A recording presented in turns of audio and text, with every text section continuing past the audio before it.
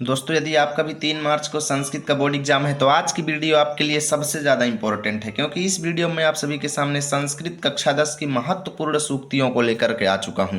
ऐसी सूक्तियां दोस्तों जो प्रतिवर्ष बोर्ड परीक्षा में पूछी जाती हैं और पूरे में से पूरे अंक आपको दिलाती हैं। भाई पहले मैं आपको प्रूफ दिखा देता हूँ ये कितने नंबर की बोर्ड परीक्षा में पूछी जाती हैं। ठीक है, तो मेरे पास ये संस्कृत का प्रीवियस पेपर है जहाँ पर आप लोग देख सकते हो ये चौथा नंबर प्रश्न की निम्नलिखित सूक्तियों में से किसी एक सूक्ति की हिंदी में व्याख्या कीजिए। 3 सूक्तियां दी गई हैं और 3 में से किसी एक सूक्ति का हिंदी में व्याख्या करना है। मात्र व्याख्या लिखने के दोस्तों आपको पूरे के पूरे 3 अंक मिल रहे हैं। तो भाई इससे आसान कोई चीज़ होने वाली नहीं है। तो आप सभी लोग वीडियो में अंतिम तक जुड़े रहें। बहुत ही कम समय में पूरे के पूरे 3 अंक आपके कंफर्म हो जाएंगे, ये मेरी गारंटी है दोस्तों। बस वीडियो में अंतिम तक जुड़े रहें और सारी सूक्तियां, जितनी सूक्तियां मैं बता रहा हूँ इतनी अगर आप तैयार कर लिए ना तो बोर्ड परीक्षा में सीधा के सीधा आपका प्रश्न फंस जाएगा और पूरे अंक आपको मिल जाएंगे। क्योंकि दोस्तों प्रतिवर्ष मैं ऐसे ही बच्चों को पढ़ाता हूँ और संस्कृत में बच्चे फोड़ करके आते हैं, 70 में 70 लेकर के आते हैं। तो चलिए शुरू करते हैं आज की इस वीडियो को बिना देरी किए हुए। तो आज की इस वीडियो में पहली सबसे महत्वपूर्ण सूक्ति है पांडवा नाम महारथम। ठीक है, कौन सी सूक्ति है दोस्तों? पांडवा नाम महारथम। 2012 में पूछी गई, 16 में पूछी गई और 19 में पूछी गई। तो इसकी व्याख्या कैसे लिखेंगे? तो व्याख्या हेडिंग डालेंगे और लिखेंगे महारथी शब्द का अर्थ महाभारत में सबसे श्रेष्ठ योद्धा होता था। पांडवा नाम महारथी मतलब पांडवों में महारथी। ठीक है, पांडवों में सबसे ज्यादा श्रेष्ठ युद्ध यानी युद्ध करने वाला। ठीक है, तो लिखेंगे कि महारथी शब्द का अर्थ महाभारत में सबसे श्रेष्ठ योद्धा होता था। इस सूक्ति का अर्थ यह है कि ऐसा योद्धा जो अकेले 10,000 वीरों के साथ युद्ध करे तथा अस्त्र शस्त्र चलाने में कुशल हो, ठीक है, उसको पांडवा नाम महारथी कहा जाता है। उसे ही महारथी कहा जाना चाहिए।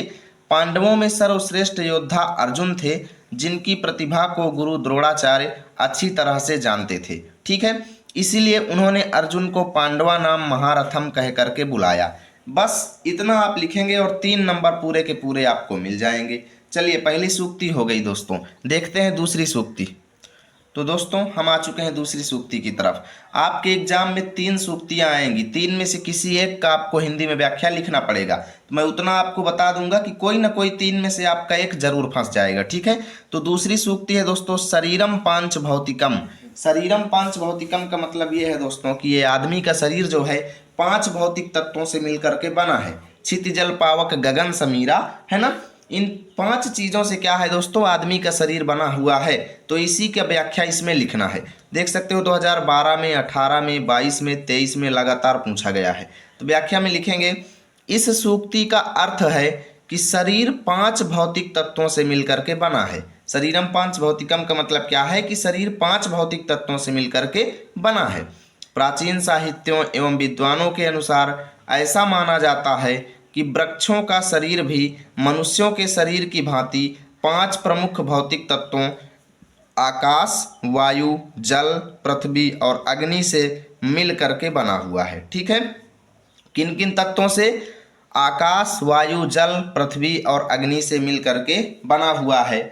और पौधों के अंदर ये चीज़ें जो है खोखलापन, गति, मज्जा, ठोसपन और देखिए यानी कि पौधों में ये आकाश जो है खोखलेपन के रूप में जाना जाता है, वायु जो है गति के रूप में जाना जाता है, जल जो है मज्जा के रूप में जाना जाता है, पृथ्वी जो है ठोसपन के रूप में जानी जाती है और अग्नि जो है ये ऊष्मा के रूप में जानी जाती है। ठीक है दोस्तों, ये क्रमशः 5 भौतिक तत्व हैं जिनके कारण पौधे भी सजीव हैं और हमारी तरह प्राणवान हैं। बस इतना आपको इस सूक्ति का व्याख्या लिख देना है। ठीक है, चलिए देखते हैं तीसरी सूक्ति दोस्तों। Very very very important. शुरुआत की 2 सूक्ति आप नहीं पढ़ेंगे तब भी कोई दिक्कत नहीं है, लेकिन अगर इसको छोड़ देंगे तो भाई दिक्कत हो जाएगी। ठीक है, ये सूक्ति है पृथिव्याम त्रीणि रत्नानि जलम अन्नम सुभाषितम मूढ़ैः पाषाण खंडेषु रत्न संज्ञा विधीयते। कभी कभी पूरी सूक्ति इकट्ठा दे देता है और कभी कभी क्या करता है कि यहाँ से यहाँ तक दे दिया या फिर यहाँ से लेकर के यहाँ तक दे दिया। पृथिव्याम त्रीणि रत्नानि भी दे देता है या फिर पृथिव्याम त्रीणि रत्नानि जलम अन्नम सुभाषितम भी दे देता है। ठीक है, या कभी कभी मूढ़ैः पाषाण खंडेषु रत्न संज्ञा विधीयते तक दे देता है। ठीक है, तो कहीं से भी दे, पूरी सूक्ति की व्याख्या मैं आपको बताऊंगा। ठीक है, तो इसका मतलब यह है कि पृथिव्याम मतलब पृथ्वी में 3 ही रत्न हैं, एक जल, दूसरा अन्न और तीसरा सुभाषितम मतलब सुंदर वचन।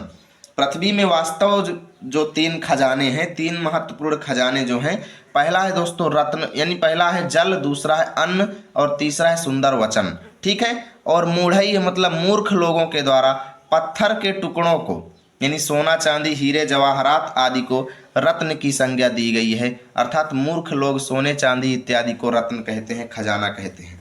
जबकि वास्तविक रियल बात में देखा जाए तो रियल खजाने यही हैं, जल, अन्न और सुंदर वचन। ठीक है। तो व्याख्या में कैसे लिखेंगे? इस सूक्ति के अनुसार पृथ्वी पर जल, अन्न और सुंदर वचन ये तीन रत्न हैं। ठीक है। मूर्ख व्यक्ति ही पत्थरों को रत्न मानते हैं। आगे लिखेंगे अन्न। अन्न का मतलब होता है दोस्तों अनाज। क्या होता है? अनाज। आप सभी लोग जानते हैं। अनाज से भूख शांत होती है, जल से प्यास बुझती है और सुंदर वचनों से मन को संतोष मिलता है। इसीलिए इन्हें सच्चे रत्न कहा गया है। परंतु आधुनिक मनुष्य जो है वो मोह माया के चक्कर में पड़कर आधुनिक हीरे, रत्न, सोना, चांदी इत्यादि को रत्न मानता है। ठीक है। ये तो पत्थर के टुकड़े मात्र हैं। मनुष्य इन्हें ही अमूल्य रत्न मानता है, जबकि सच्चाई कुछ और ही है। सच्चाई ये है कि जल, अन्न और सुंदर वचन वास्तव में यही रत्न होते हैं। ठीक है। चलिए देखते हैं चौथा दोस्तों। चौथी और भी महत्वपूर्ण सूक्ति है दोस्तों, very very very very very very important.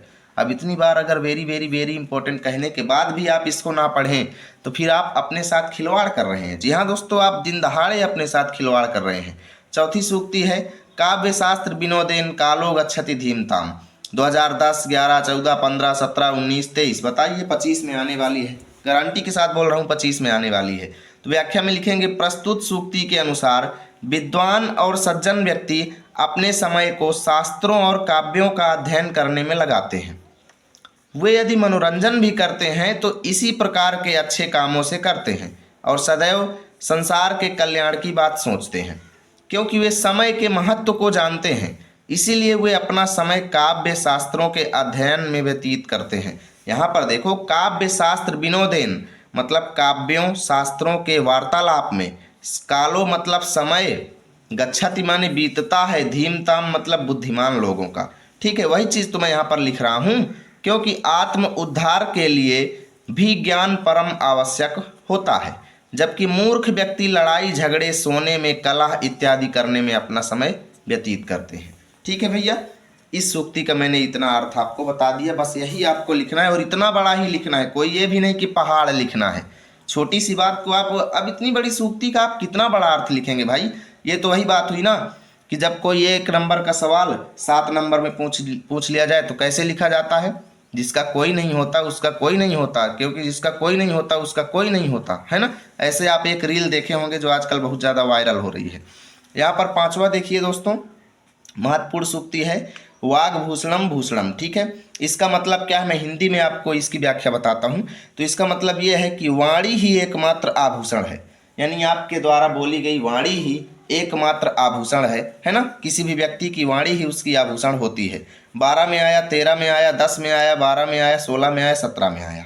ठीक है भैया, तो व्याख्या लिखेंगे मनुष्य अपने सौंदर्य को बढ़ाने के लिए अनेक प्रकार के आभूषणों और सुगंधित पदार्थों का उपयोग करता है। कभी क्रीम लगाता है तो कभी पाउडर लगाता है, यानी दुनियादारी करता है अपनी सुंदरता, अपनी सौंदर्य को बढ़ाने के लिए। ये आभूषण और सुगंधित पदार्थ तो नष्ट हो जाते हैं, एक न एक दिन ये नष्ट हो जाएंगे। अतः बात क्या है दोस्तों कि ये चीज़ें बहुत समय तक मनुष्य के सुंदरता को बढ़ाने में नहीं सक्षम होती हैं। ये बहुत दिनों तक मनुष्य की सुंदरता को नहीं बढ़ाएंगी। आप लगाएंगे क्रीम पाउडर, 1-2 घंटे आपकी सुंदरता बढ़ेगी, उसके बाद फिर वैसे ही ये नष्ट हो जाएंगे, है ना। यानी इस सूक्ति के अनुसार मनुष्य की संस्कारित और प्रिय वाणी सदा उसे आभूषित करने वाली है, क्योंकि वह हमेशा मनुष्य के साथ रहती है। वह कभी भी नष्ट नहीं होती है। आदमी मरने के बाद भी याद करता है, यार बहुत अच्छा आदमी था, हमेशा मीठी वाणी बोलता था, है ना। तो एक मनुष्य का वास्तविक आभूषण उसकी वाणी ही है। उसका प्रभाव तो मनुष्य के मरने के बाद भी बना रहता है दोस्तों। जबकि जितने भी क्रीम पाउडर इत्यादि सब सुंदरता बढ़ाने की चीज़ें हैं, ये सब क्षणिक हैं, 1-2 घंटे के अंदर ये नष्ट हो जाती हैं, है ना। मनुष्य अपनी प्रभावशाली और स्पष्ट वाणी से ही दुष्टों और अपराधियों को भी बुराई से अच्छाई के मार्ग पर ले जाता है। अतः वाणी ही सच्चा आभूषण है। बस इतना आपको लिखना है। अब 6वीं महत्वपूर्ण सूक्ति है आप सभी के सामने, सर्वे क्षयांता निचयाः पतनान्ताः समुच्चया। ठीक है, इसको भी समझिएगा, बहुत ही अच्छी सूक्ति है दोस्तों, लेकिन इतनी इंपॉर्टेंट नहीं है, आप इसको चाहें तो छोड़ भी सकते हैं, लेकिन मैं आपको इसकी व्याख्या बता ही देता हूं क्योंकि लिखने में मैंने मेहनत किया है। तो व्याख्या में लिखेंगे, इस संसार में जितने भी संग्रह हैं, सर्वे क्षयांता मतलब जितनी भी चीज़ें आप संग्रह करके रखते हैं, इकट्ठा करते हैं, वे सब एक न एक दिन समाप्त अवश्य होंगी। निचया निश्चित ही पतनांता मतलब पतन के रूप में उनका अंत हो जाएगा एक दिन, निश्चित ही वो चीज़ें नष्ट हो जाएंगी, अर्थात उनका नाश अवश्य निश्चित है। ठीक है, जितनी भी ऊंची ऊंची वस्तुएं और भवन आदि हमें दिखाई देते हैं, एक दिन वे सब भी धराशाही हो जाएंगे। हमने उन्नति रूपी जितनी भी ऊंचाइयां प्राप्त किया है, एक दिन उनका पतन भी अवश्य होगा। ठीक है, इस सूक्ति के कहने का मतलब यही है। तो अर्थ यह है कि इस संसार में कोई भी चीज स्थायी नहीं है, जगत में कोई ना परमानेंट, आप पढ़े होंगे है ना, राष्ट्रपति हो या जनरल कर्नल या हो लेफ्टिनेंट, है ना, काल सभी को खा जाएगा, लेडीज हो या जेंट, जगत में कोई ना परमानेंट। यानी सारी चीज़ें क्या है दोस्तों, क्षण भंगुर है, सारी चीज़ें नष्ट हो जाएंगी एक न एक दिन। अतः व्यक्ति को इस संसार में आसक्ति नहीं रखनी चाहिए, मोह माया नहीं रखनी चाहिए। ठीक है, इस सूक्ति का मतलब यही है कि सर्वे क्षयांता मतलब जितनी चीज़ें आप संग्रह कर रहे हैं, निचया मतलब निश्चित ही एक दिन पतन के रूप में उनका अंत, समुच्चय मतलब उन सब चीज़ों का। ठीक है, चलिए देखते हैं 7वीं महत्वपूर्ण सूक्ति। दोस्तों कभी भी पूछी नहीं गई है, लेकिन मेरे हिसाब से ये इंपॉर्टेंट है और आपको पढ़ना चाहिए। ब्राह्मो मुहूर्ते बुद्धेत धर्मार्थो चानुचिंतयेत। ठीक है, इसका मतलब ये है कि एक विद्यार्थी को ब्राह्म मुहूर्त में अर्थात सुबह 4 बजे से 5 बजे के बीच बुद्धेत माने जागना चाहिए और धर्म और अर्थ के बारे में चिंतन करना चाहिए कि अर्थात उसका धर्म क्या है। विद्यार्थी का धर्म है पढ़ाई करे, तो अपने पढ़ाई करने के बारे में सोचना चाहिए, कैसे क्या चीज़ें पढ़ना चाहिए उसे, है ना, इन सब चीज़ों का उसको चिंतन करना चाहिए। तो व्याख्या में लिखेंगे, सूर्योदय के 1 घंटे पूर्व को समय जो होता है उसको ब्रह्म मुहूर्त कहा जाता है। तो सूर्योदय के 1 घंटे पूर्व से लेकर सूर्योदय तक का समय ब्रह्म मुहूर्त कहलाता है। अतः प्रत्येक विद्यार्थी को इस समय नींद से जाग जाना चाहिए तथा धर्म और अर्थ के बारे में विचार करना चाहिए। अर्थ शब्द का अर्थ क्या होता है, धन होता है। विद्यार्थी का धन तो विद्या ही है, अतः विद्यार्थी को सुबह जाग कर पढ़ना चाहिए। सभी का मानना है कि सुबह का पढ़ा हुआ सीधा दिमाग में जाता है। विद्यार्थी के लिए धर्म का तात्पर्य नित्य दैनिक कार्य तथा ईश्वर की यथासंभव आराधना से है। ठीक है, अतः प्रत्येक विद्यार्थी को सूर्योदय से पहले उठ करके अपने धर्म और अर्थ का चिंतन करना चाहिए। ठीक है, अब 8वीं सबसे महत्वपूर्ण सूक्ति है दोस्तों आप सभी के सामने, सर्व परवशम दुखम। देख सकते हो कितनी बार पूछी गई है, मैं लाइव प्रूफ आपको दिखा रहा हूँ, 11, 12, 13, 16, 14 में लगातार पूछी जा रही है। तो सर्व परवशम दुखम का मतलब यह है कि दूसरों के बस में रहना सबसे बड़ा दुख है। अगर आप स्वयं यानी स्वतंत्र जिंदगी नहीं जी सकते, आप किसी की गुलामी करके जी रहे हैं, तो आप सबसे बड़े दुख से ग्रसित हैं। जी हाँ दोस्तों, स्वतंत्रता ही सबसे बड़ा सुख है। अगर आप स्वाधीन हैं, आज़ाद हैं, अपने इच्छा अनुसार आप जी सकते हैं, तो आपके लिए उससे बड़ा सुख कोई नहीं है। ठीक है, तो व्याख्या में लिखेंगे, इस सूक्ति के अनुसार पराधीनता सबसे बड़ा दुख है तथा स्वाधीनता सबसे बड़ा सुख है। पराधीनता अर्थात दूसरे के वश में रहना सबसे बड़ा दुख इसलिए है क्योंकि इस स्थिति में व्यक्ति अपनी इच्छा अनुसार जीवन व्यतीत नहीं कर पाता, उस पर दूसरे का कब्जा हो जाता है। उस स्थिति में उससे जो करने के लिए कहा जाएगा उसे मजबूरी वश करना पड़ेगा, जबकि स्वतंत्रता की स्थिति में व्यक्ति अपने हिसाब से जीवन बिताता है और सुखी रहता है। इसलिए स्वाधीनता सबसे बड़ा सुख है और पराधीनता सबसे बड़ा दुख है। ठीक है दोस्तों, चलिए देखते हैं 9वीं नंबर सूक्ति, सबसे इंपॉर्टेंट है, योगस्थः कुरु कर्माणि। 2010, 15, 19 3 साल पूछी गई है। ठीक है, तो व्याख्या कैसे लिखेंगे कि योगस्था मतलब योग में स्थिर होकर के कर्म करो। योगस्था कुरु कर्माणि का मतलब यह है कि योग में स्थिर होकर के कर्म करो।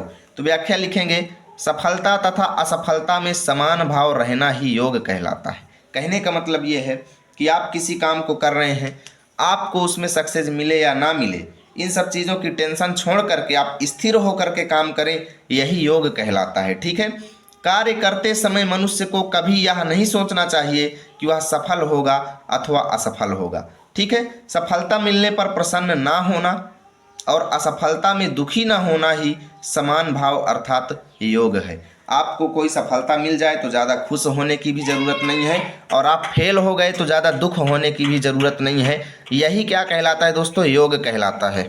आगे लिखेंगे अतः व्यक्ति को सदैव योग अर्थात समान भाव में स्थित होकर ही कोई भी कर्म करना चाहिए। ठीक है दोस्तों, चलिए देखते हैं 10वीं सबसे महत्वपूर्ण सूक्ति। और आज की इस वीडियो की ये अंतिम सूक्ति है, लेकिन मैं देख रहा हूँ अभी तक कई लोग वीडियो को लाइक नहीं किए हैं। तो भाई मैं 10 पेज लिखा हूँ आप सभी के लिए, और इतने में अगर आप लाइक नहीं करेंगे तो क्या होगा।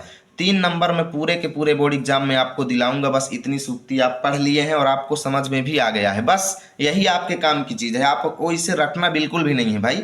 आप एक बार इस वीडियो को फिर से रिपीट करके देख लीजिए, सारी सूक्तियाँ आपके दिमाग में चली जाएंगी, आपको बिल्कुल भी रटना नहीं है। ठीक है, 10 में आया, 12 में आया, 14 में आया, 15 में आया, 19 में आया। समत्वम योग उच्यते, इसका मतलब ये है कि सभी स्थितियों में एक समान रहना ही योग कहलाता है। अभी जो पिछली सूक्ति थी उसी का ये अर्थ है दोस्तों। समत्वम योग उच्यते मतलब ये है कि विपत्ति हो या संपत्ति हो, सुख हो या दुख हो, सभी स्थितियों में एक समान रहना ही योग कहलाता है। तो व्याख्या में लिखेंगे कि श्री कृष्ण अर्जुन से कहते हैं कि मनुष्य को कर्म करते समय यह कभी नहीं सोचना चाहिए कि मुझे इस कार्य में सफलता मिलेगी या फिर असफलता मिलेगी। सफलता मिलने पर प्रसन्न न होना और असफलता मिलने पर दुखी न होना, अर्थात सफलता और असफलता में समान भाव रखना ही योग कहलाता है। ठीक है, तात्पर्य यह है कि मनुष्य को आसक्ति रहित होकर अर्थात सुख और दुख में समभाव रहते हुए कर्म करना चाहिए। ठीक है दोस्तों, तो इस तरीके से टोटल मैंने आपको 10 महत्वपूर्ण सूक्तियां बताया है, और यही सूक्तियां प्रतिवर्ष बोर्ड परीक्षा में आती हैं। कल आप जब पेपर देखेंगे तो कहेंगे वाह भैया आपने तो गजब कर दिया। ठीक है, यदि वीडियो अच्छी लगी तो लाइक कीजिए, दोस्तों के पास शेयर कीजिए। मिलेंगे आप सभी के साथ अगली वीडियो में जल्द ही 10-15 मिनट के अंदर।